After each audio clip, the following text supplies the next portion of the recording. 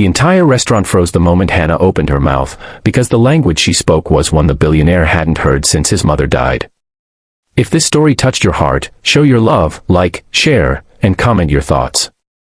The entire restaurant froze the moment Hannah opened her mouth, because the language she spoke was one the billionaire hadn't heard since his mother died. It was supposed to be just another busy evening shift for Hannah Reeves, the underpaid waitress at the upscale Gold Line Bistro. She had rushed straight from her second job, still wearing worn-out sneakers with a small tear near the heel. She tied her hair back quickly before stepping onto the floor, praying for a smooth shift. But she didn't know that tonight would change the course of her life in ways she could never imagine. At table 9 sat a group of wealthy business executives, all in tailored suits, expensive watches glinting under the warm lights. Their voices were loud, confident, and carried the tone of people used to being served without question.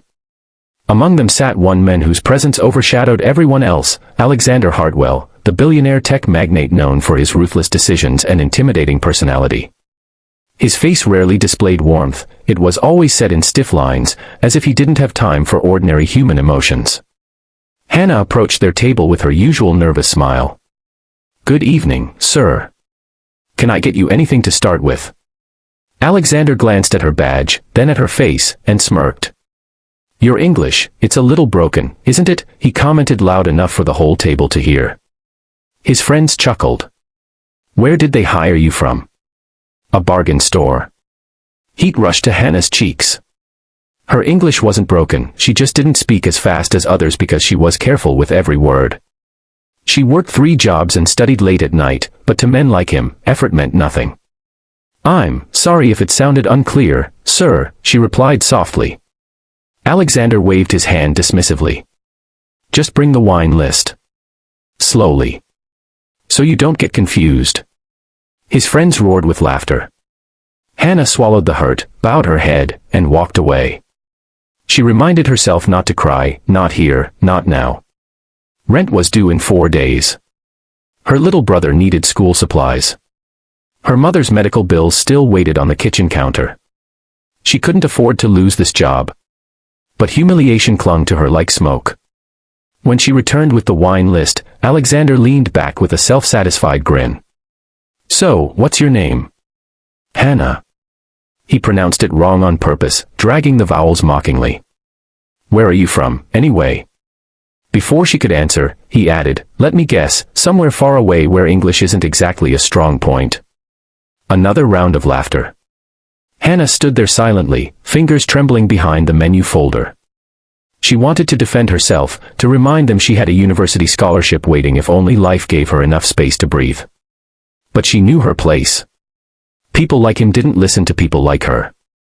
Everything changed when one of Alexander's friends tried to read a small handwritten note on his phone and failed to pronounce a phrase. "What language is that?" he asked. "Oh, that," Alexander said casually. "Something from my mother's side. Nobody speaks it anymore." But Hannah froze. The word the men had stumbled over, she recognized it. She had heard that exact language growing up from her grandmother, who was one of the few remaining speakers. Hannah felt her chest tighten. She hesitated. Then she said gently, "Sir, I can read that." Alexander looked up sharply. "You read this?" He pushed the phone toward her as if challenging a child. Hannah took a breath and began speaking, fluently, softly, beautifully, in the very language Alexander believed was lost forever. The billionaire's fork slipped from his hand. His friends went silent. The entire table stared at her as if the world had tilted. Alexander's face, always cold and unshakable, suddenly twisted with something raw. Shock first. Then disbelief. Then something that looked almost like pain. "Where did you learn that?" he whispered, voice breaking for the first time that night. "My grandmother," Hannah replied gently. "She taught me every weekend before she passed away." Alexander pushed back his chair abruptly and stood up. His eyes glistened, and the tough mask he always wore began to crumble. "My mother, she used to speak that to me when I was a child. I haven't heard it since she died. Nobody ever speaks it. Not anymore." His friends exchanged uneasy glances. They had never seen him like this. Alexander motioned for Hannah to follow him aside, away from the table. For the first time, she wasn't afraid. His entire demeanor had shifted, gone was the arrogance, replaced with something deeply human. When they reached a quiet corner, he looked down, ashamed. "I was rude to you." Hannah didn't respond. She wasn't sure what to say. Alexander took a shaky breath. "My mother's language, it died with her. Hearing you speak it," he paused, swallowing hard. "It's like hearing her voice again." For the first time, Hannah noticed something she never expected, vulnerability. "I apologize," he said quietly. "Genuinely." Hannah nodded. "Thank you, sir." But Alexander wasn't done. "Would you say something else? In that language?" His voice trembled. She nodded softly and whispered an old greeting her grandmother used to say, a blessing for peace and healing. Alexander closed his eyes. A single tear escaped despite his effort to hide it. When he opened his eyes again, something in him had changed entirely. "Sit with me for a moment," he said. "Please." She hesitated but eventually sat across from him. His friends watched from afar, confused and speechless. "I've spent my whole life chasing money," Alexander began, voice low. "But I forgot the people who mattered, like my mother. I mocked you because I've forgotten how to talk to ordinary people." "You're not the only one who struggles," Hannah said gently. "Everyone carries something."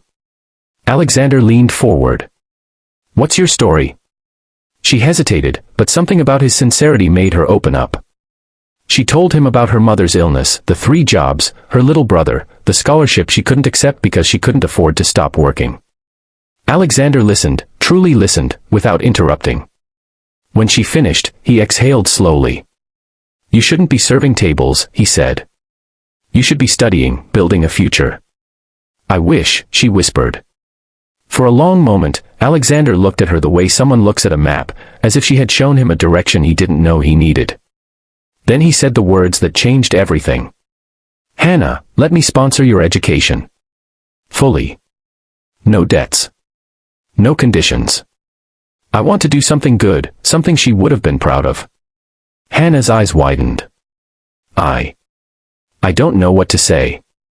"Say yes," Alexander said. "Let me honor my mother through you." Her eyes filled with tears. She nodded slowly. "Yes. Thank you." Alexander smiled, a real smile, gentle and sincere. "You didn't just speak my mother's language tonight. You reminded me of the men she wanted me to be." From that night on, Hannah's life changed completely. Alexander kept his promise, sponsoring her education, her mother's treatment, and even helping her secure a stable home for her family. But more importantly, he changed himself, treating his employees with respect, listening more, laughing more. Because one waitress spoke the one language that could reach the part of him he thought he had lost forever. And Hannah. She didn't just gain a future. She healed a billionaire's heart.